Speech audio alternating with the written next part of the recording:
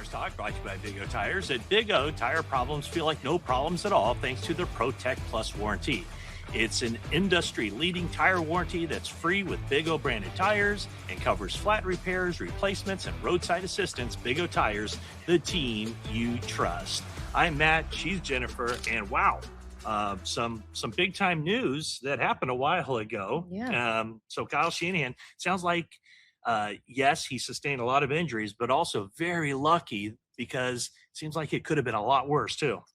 Absolutely. The fact that he has been around the facility, that he's been around the guys a little bit, they're going to take it easy on him, make sure that he heals correctly. He has a concussion, which is the one I think that they're really most concerned about. Obviously, bones are going to heal, but no, don't want to put any extra stress on the head coach because he's pretty important for this operation. Yeah, broken nose, broken hand, broken ribs, a lot of stitches. But yeah, as you mentioned, the concussion. He seems to be doing a lot better. And as you mentioned, it's the concussion that's really kind of keeping him sidelined. I mean, John Lynch said that he'll still be around. We'll probably see him on the field, but he's not going to be talking to the team or the media until he's fully cleared. But sounds like he's just kind of easing into camp and that he'll be fine. He's doing a lot better physically. So from that standpoint, very good news. And that was one of the topics that John Lynch covered in his opening remarks. And there was a lot to cover because, throughout this offseason, talked a lot about, some of the stuff that's happened, including obviously Brandon Aiyuk, and John Lynch really didn't want to get too deep into that. Not deep at all. No, very not shallow. Deep at all. Very minimal in his comments about Brandon Aiyuk. Yeah, sure. and so let's just do this because John Lynch did come to the podium and spoke to the media. He was the only one. That today is Saturday. That's the day that the entire team reports, and so usually it's the head coach and the general manager. This time it was just John Lynch. So he had some topics that he was kind of front and center in his mind, including the shocking death of Aldon Smith. Also, some more positive news with Roger Craig going into the Pro Football Hall of Fame. So let's just show you or play for you what John Lynch had to say as he came to the podium. Welcome, guys.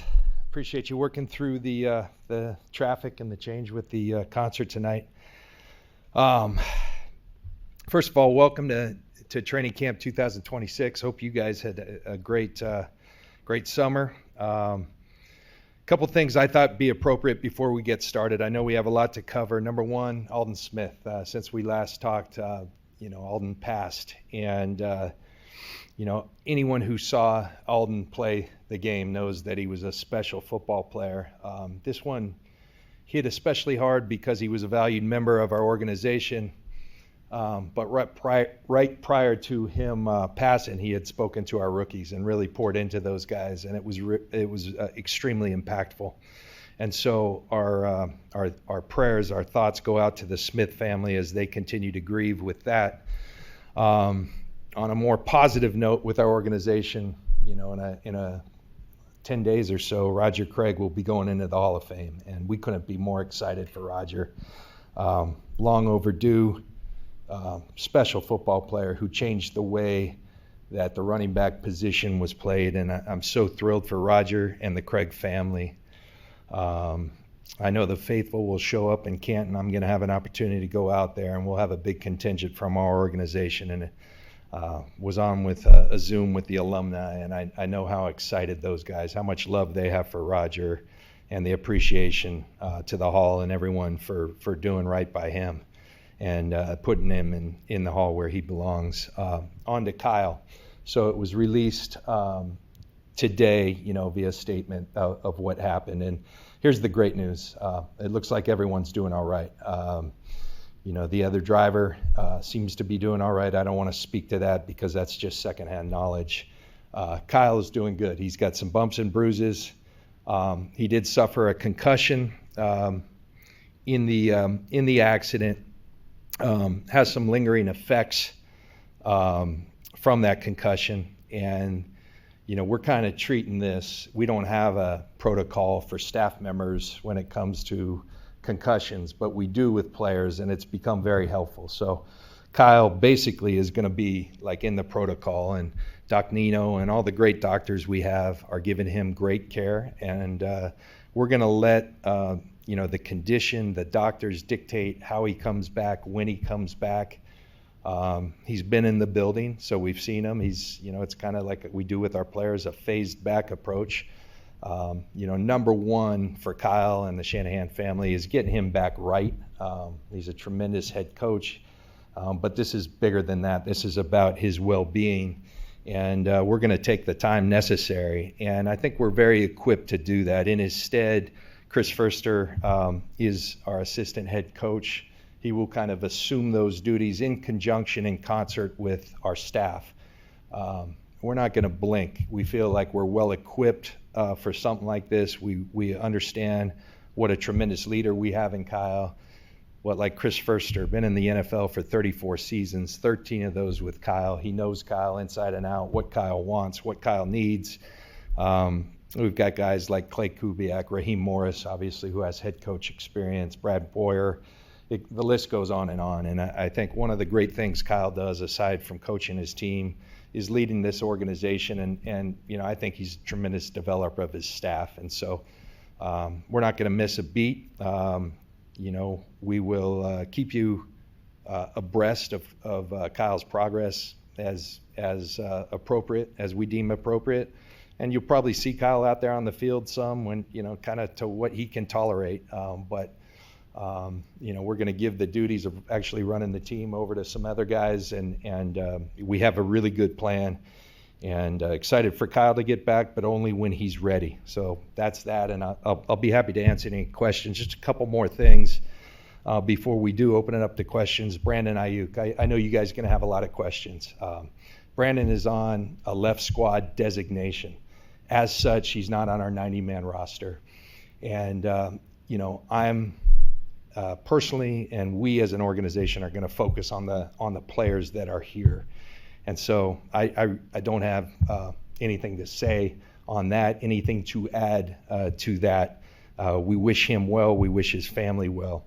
To help you guys out with a couple transactions, I think you guys saw we had waived with a non-football injury Khalil Dinkins. We're bringing in Tanner McLaughlin, who was with Cincinnati last. In his spot. Evan Anderson was released today, or will be later today, and we'll let you know the corresponding transaction to fill that spot. For PUP, for the active PUP list, we'll have 4 players start there, George Kittle being one of them. George's rehab is coming tremendous. I know you guys have heard from him, and he's doing really well, and that's very exciting. He's doing everything possible to be ready for week 1, and we're thrilled with his progress. Isaac Garindo is going to start on the active PUP. He's doing very well. Mikel Williams doing extremely well. And what I would say with Mikel, he's making every effort to be ready for week 1. We'll see if that's a reality, and we'll let the markers and the medical staff kind of dictate that. Alfred Collins will start on PUP, but we anticipate him back in about the second window. Don't hold us to that timeline, but that's the plan right now. And if he keeps hitting the markers, that's about when Alfred will be back. And with that, I'll open it up for any questions. John, so what is Kyle able to do as far as what's his involvement behind the scenes? And did you guys, or did he basically have, or did the coaches put together the camp schedule and kind of plan before they broke? Like, how does that all work? So that's done long in advance. So a large part of the off season, especially as before we take off, those things, even the installs are put together. So yes, that is all, been taken care of. I think the best way to kind of explain what Kyle's been doing, just like our players, I think, concussion treatment has changed. We don't talk a lot about it because we're not supposed to talk about the protocol. Like I said, there's not a protocol for staff, but what they've learned that maybe is different from the past, like when I was playing, you had a concussion, they'd stick you in a dark room and say, hey, put a towel over your head and come out when you're feeling better. Now they know that, it's much more proactive. So actually getting back to work is a positive thing. But he's not ready yet to be talking to you guys. He's not ready yet to be talking to our team. So those are kind of the duties that will be assumed. He may be out at practice. You guys will see him. You'll see some, he did break his nose, and so he's, the black eyes are getting better. He broke some ribs. That's painful, but that's not what's keeping him away. It's the concussion. And like I said, we'll continue to evaluate him, phase him back, and as he can tolerate things, we'll expand those, and that will clearly be dictated by the doctors and nothing else.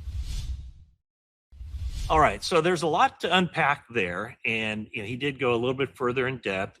It sounds like the 49ers don't think that the injuries sustained by Kyle Shanahan will keep him off of the sideline or keeping him off the plane, probably more to the point, going to Australia week 1. Right, and that's something that we've talked about a lot because it is a very long flight, and especially with concussions, pressurization is not good for an injured head, and so want to make sure that he's okay before he does travel that distance. But John Lynch seemed to be very positive or optimistic, I guess, that Kyle Shanahan would be better well before that trip to Australia. Yeah, so the way the 49ers are going to compensate for Kyle Shanahan not being around would be that their assistant head coach, and it's also the offensive line coach, Chris Furster, kind of takes over running the operation. I'm sure he'll be the one speaking to the media for the most part.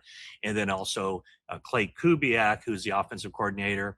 The defensive coordinator is Raheem Morris, and the special teams coordinator is Brandon Boyer. So those guys will kind of get into their lanes and do what they do.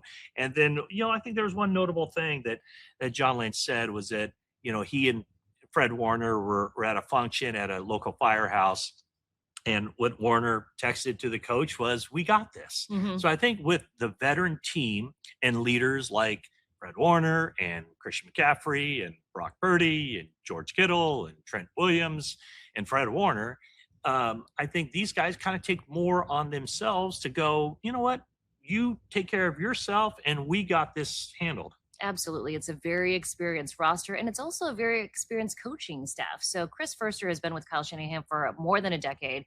He's been part of his coaching staff for quite some time. He has been in the league for over 30 years. Raheem Morris has been a head coach for quite some time. And so you've got a lot of experience. And then you look at, Bobby Turner and Johnny Holland, who have been on the staff for a very long time as well. There's a ton of experience there. So they know how things are supposed to operate. They know what Kyle Shanahan wants to see, what he wants to do.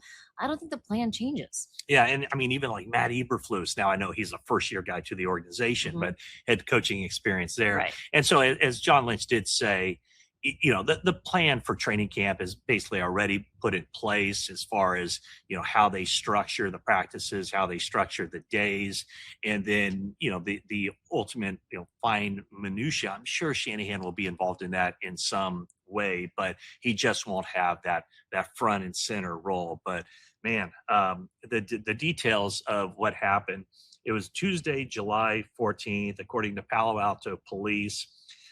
There was, a 2-car accident, and the other driver did not sustain injuries, according to Palo Alto police. Both parties, meaning Shanahan and the other person, were cooperative in dealing with the media, or with the police, I should say, and no drugs or alcohol appeared to be involved, and no one was cited. So again, very fortunate, especially when you think about all of the injuries that Kyle Shanahan sustained, that he comes out of it the way he did.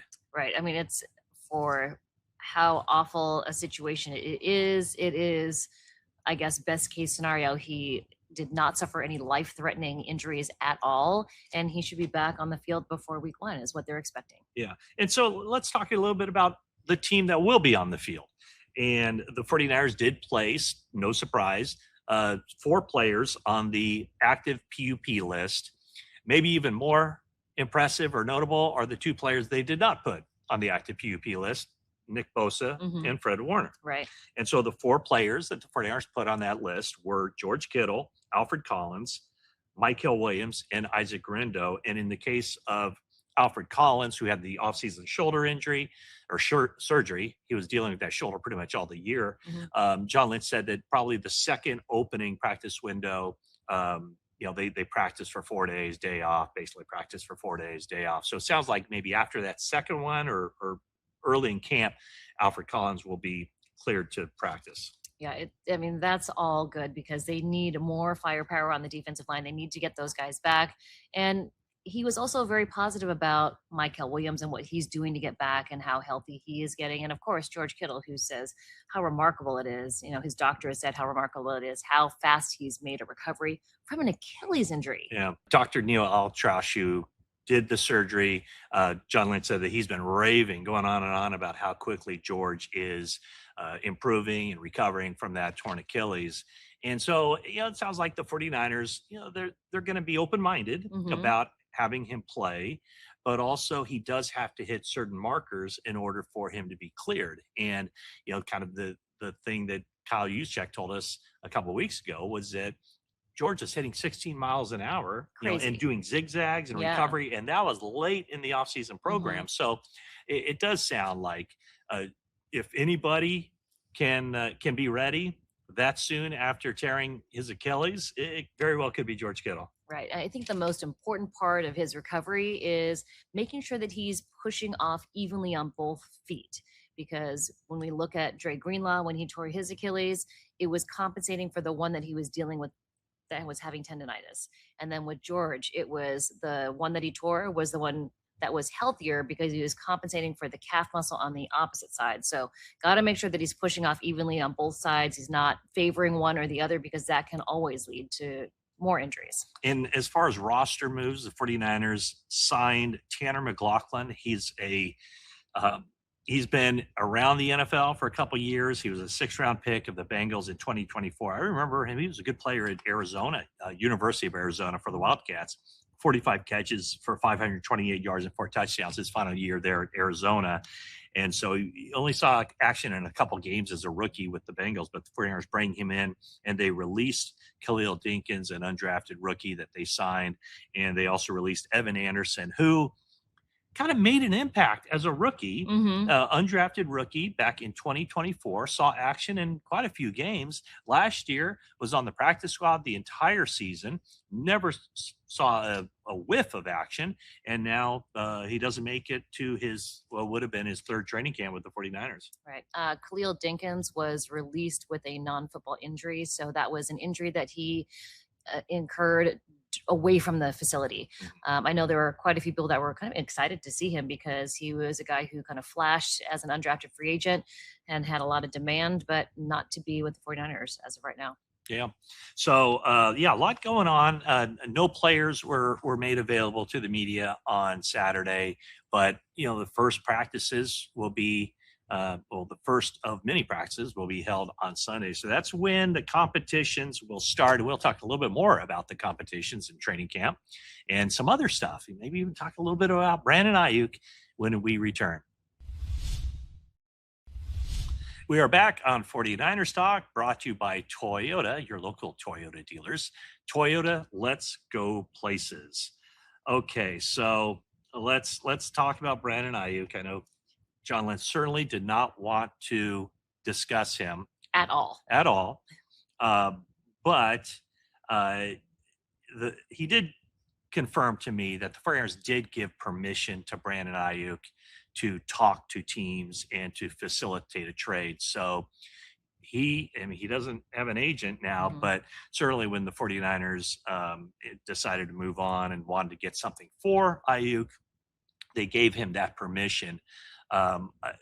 John declined to say anything about whether the 49ers were going after signing bonus money.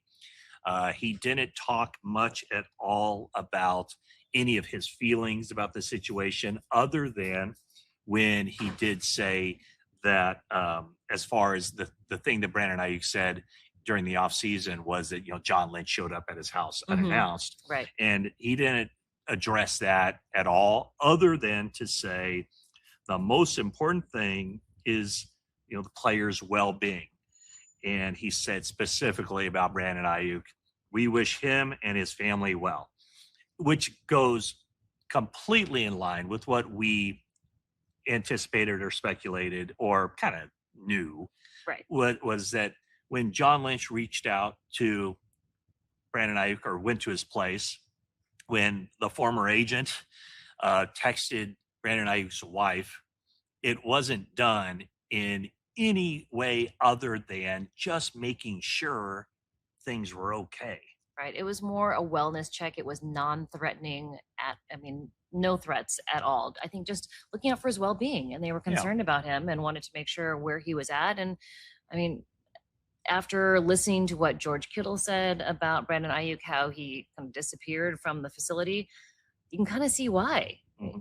Why they would want to go to his house, why they would want to reach out to family members. It makes sense. And I think that, let's face it, let's go right to it here. When I first started covering this league, there wasn't as much emphasis or, sensitivity toward mental health. And this is what we're talking about here, people. And, Brandon Aiyuk hasn't done anything to, stay in the league. He remains on the reserve left squad list. And as John Lynch said, he doesn't count against the 90-man roster limit. And so he's really out of sight, out of mind. And, Brandon Aiyuk, on the other hand, is saying the 49ers are out of sight, out of mind. I'm not going to apply for reinstatement as long as I'm with them. All he's doing. He kind of has to. If he wants to play again, he's got to apply for reinstatement, and he's got to talk to the commissioner. I would think he has to have some sort of communication with the team. Meanwhile, he spent $10 million on a house near the Washington Commanders facility. Yeah, and that's something that Brandon Aiyuk put out there. Mm-hmm. Like, this wasn't, he is the one, disclosing how much money he paid for an estate in Northern Virginia, which is close to where the Washington Commanders are located. So, I know John Lynch doesn't want to talk about it or go in depth talking about it, but it remains a fascinating issue. And your guess is as good as mine how this thing's going to turn out, other than he's not going to ever play for the San Francisco 49ers again. And as the days go by, I wonder more and more whether he's going to play for anybody ever again. He's put himself in a situation that I would think would be very tenuous for any other organization that probably would have considered hiring him or employing him previously. Now, I don't know how much of a distraction it would be for him to be on a team. So many different other elements. I just don't know how attractive he is to other organizations, even if it is the Washington Commanders and Adam Peters, who knows him, likes him as a person, as he said to me at the Combine, best friend with Jaden Daniels, who's the quarterback. I just don't know whether there's so many different things have come out since the Combine when Adam Peters said that at the end of February. And now so many different things have happened with Brandon Aiyuk. I just don't know whether the feelings and the sentiments are the same. Yeah. Okay, so, 49ers get going in training camp. Health will definitely be an issue. That's what Trey Wingo talked about on a previous 49ers talk. That's what Steve Young talked about on a previous 49ers talk. 49ers, they did kind of put their money where their mouth is as far as, the health and safety of the team and their performance staff. They added to that. They put in what John Lynch said is $9 million into their hydrotherapy area here at the 49ers facility. And he said that a lot of players were already in there and loving that. So that's all eyes will be on, the changes they've made, probably more subtle stuff that we won't necessarily pick up on, but they said that they do an audit of how their best practices are at the end of every season or even during the season. And then, make adjustments here and there where needed. And where the 49ers thought they were needed was improving that area that I guess is rehab or recovery. It's personalized massage therapists, it's acupuncturists, it's things like orthotics for their feet. It's all the extraneous things that players need to have and request to have to be at their best. And so the 49ers do their best job possible to allow the players to have those needs and to work with them. And part of that was that hydrotherapy. For them, we saw the locker room under construction. They kind of blew out some of the area behind there, added all those things, and then just adding people. You've got 4 or 5 massage therapists and you've got 53 guys on the roster and then another 16 guys on the practice squad. You need people to take care of their team. So one of the more funny things that occurred on Saturday was when John Lynch was talking about, finding inspiration from the words of John Wooden. John Wooden, the legendary UCLA basketball coach and amateur philosopher. He wrote books, and he had his pyramid of success and all that. So listen to this, what John Lynch had to say about what John Wooden said in a funny moment behind the scenes, because there is this huge competition going on in the NFC West where the 49ers feel good about the stuff they did this offseason. The Seattle Seahawks won the Super Bowl last year, and then the Rams are going all in. So here's John Lynch providing some levity on this day. I went back, and as I always do this offseason, I read some John Wooden, and one of the early things was that everything he says is so poignant. It's like you read his book and you highlight everything. And one of them was, don't lose sleep worrying about your competition. Let them lose sleep worrying about you. Funny story. I was sharing that with Kyle right about when Myles Garrett joined the Rams, and he was going, man, that's really cool. And as we were speaking, that came out, and Kyle said, you know what, F John Wooden. That's we understand what we're going up against, but we're more focused on being at our best, and that we think is going to be pretty damn good. Okay, that was some good stuff. 49ers Always should only be worrying about themselves, but it really is control what you can control, right? And that's what the 49ers are believing. Before, when it was Aaron Donald, right? Yes, that's a huge ask for the offensive line and the offense to stop Aaron Donald, but guess what? He is one player. And so, yes, the Rams are going to be providing 11 on the opposite side, but it really is just a game of football. They've got to break it down like they would every other game and take care of business where they need to take care of it.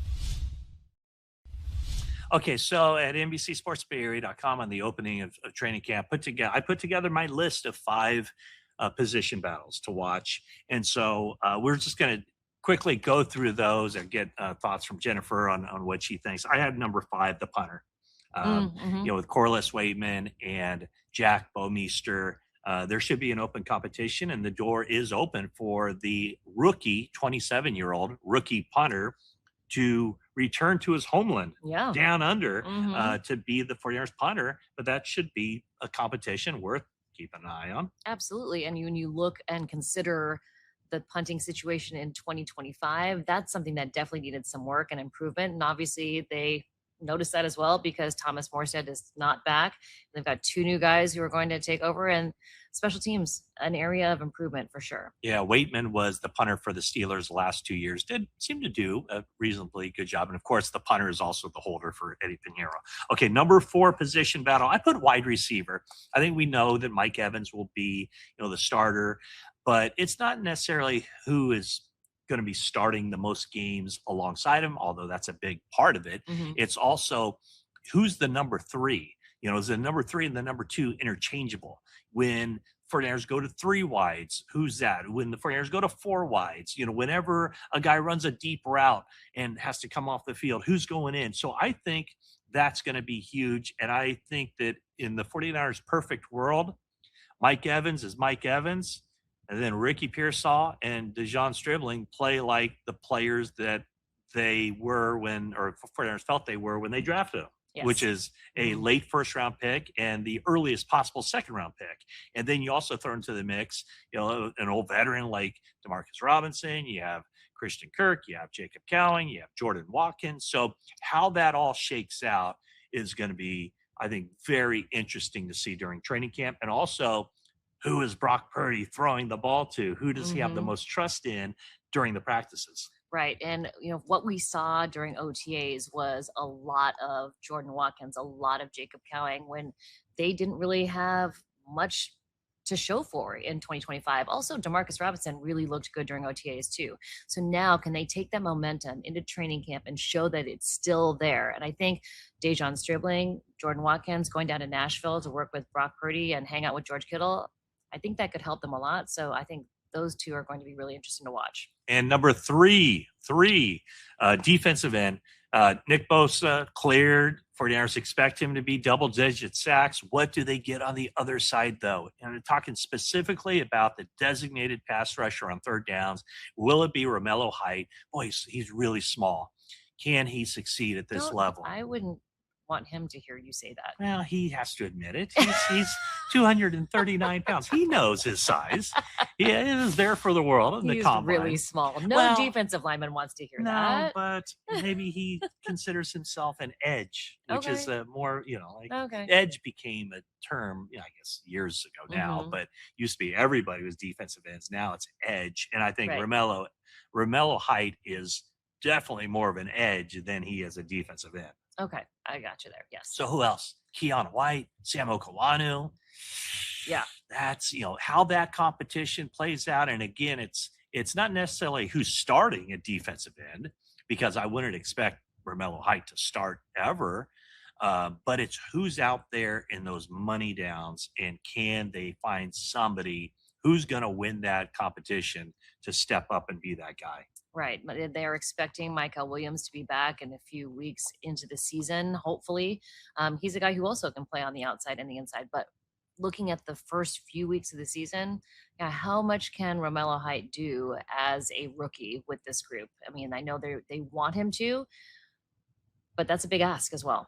Number 2, I have cornerback opposite of Diamador Lenore. Last year at this time, there was no question whatsoever that Renardo Green was a starter.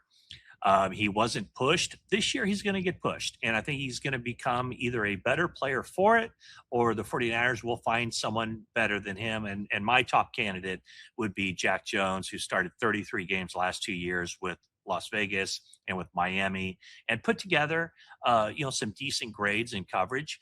I think that is going to be a competition worth watching. Does Renardo Green kind of bow up, step up to the challenge, and get better and ramp up his game?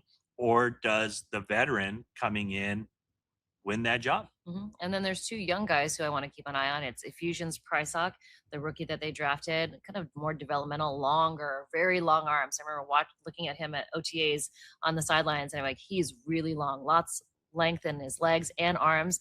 And then Jacob Robinson had a lot of plays during training camp last year, just kind of under the radar, but he really made kind of a name for himself before he got injured last year during training camp. There's also Nate Hobbs, who I think is considered more of a nickel back, but so we'll see how that thing shakes out. I think 49ers would love for Renardo Green entering his 3rd year to just take that job and just latch onto it. I didn't mention safety. I probably should have mentioned safety on this list of competitions. Maybe. But yeah, it kind of slipped my mind. Oh well. You're finding me like fact checking myself in real time. Which is obviously a competition with Malik Mustafa and will it be Siegel, will it be Jair Brown, and even Ashton Davis is kind of lurking there in the shadows in case those guys don't take it. Just a quick note on that.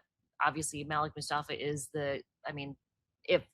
if all things remain the same, Malik Mustafa is the starter there, and it's the other 3 that kind of have to compete with each other to earn that second role. Okay, and then there's left guard. It's obvious that's really the one spot where the 49ers, it's a toss-up, I would think, as far as who is going to be the starter there. Probably more of a toss-up earlier on in the offseason. I think Connor Colby has put himself in a position where it's not out of the realm of possibility that he just steps in day one and nails that thing down, but he's going to face competition against Robert Jones, a veteran who started 17 games with the Dolphins at 24, but last year he had a neck injury, didn't play at all with the Cowboys. 49ers drafted Carver Willis in the 4th round, so they're looking at him as a guy who could be a starter. But I think it's, those 3 guys by and large. And I think Connor Colby, I think the onus is kind of on him to, for a guy who started 6 games last year to show that he's taken that next step and can, again, kind of lock it down. So the 49ers are looking for guys to lock down those positions. Right. I mean, they need to take initiative and really work hard and show that they can hold down those positions. And what I've heard from players and coaches is that Connor Colby really has taken it all. Obviously, most players take it very seriously, but really taken the onus on himself to improve.